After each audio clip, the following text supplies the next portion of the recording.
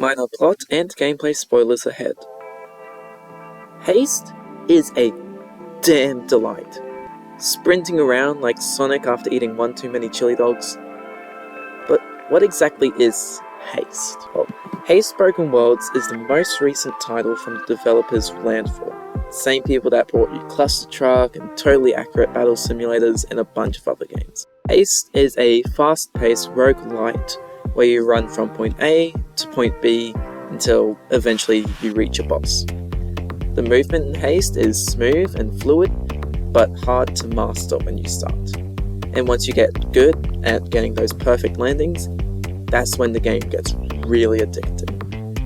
The story is hidden by dialogue, but if reading isn't for you, then you don't really need to know the story to enjoy the game. As soon as you launch the game, it tells you everything you need to know. You see the void swallowing up land, and our protagonist running away. And that's really all you need to know story-wise when you start. As soon as you start the game, it drops you straight into the tutorial.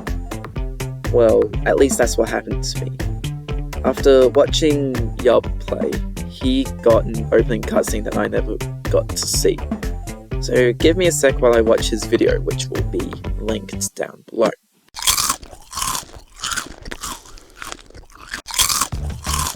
Okay, after watching that, it shows our protagonist, Zoe, is a courier that can travel the universe by running at speeds Sonic can only dream of. So, yeah, universe is ending, no one knows why, and Zoe is trying to find out.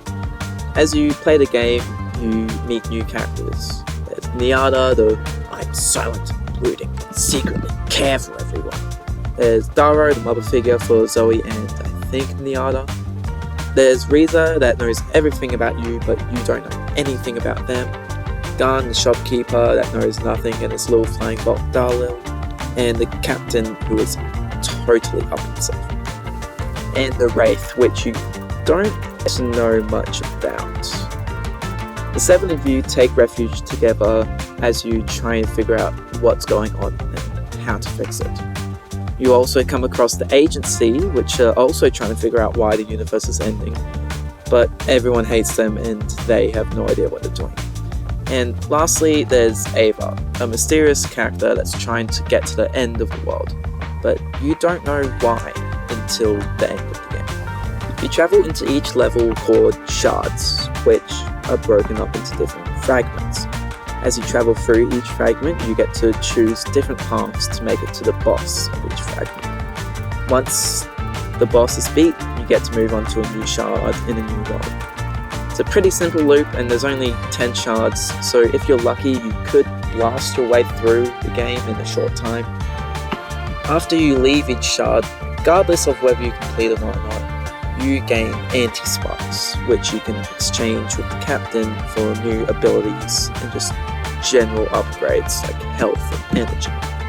There's also these normal sparks found scattered around each fragment and rewarded to you once you complete each fragment, depending on how fast you clear it.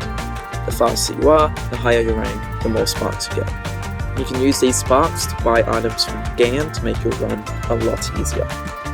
There are also challenge levels that range from go fast to run everywhere and catch me if you can.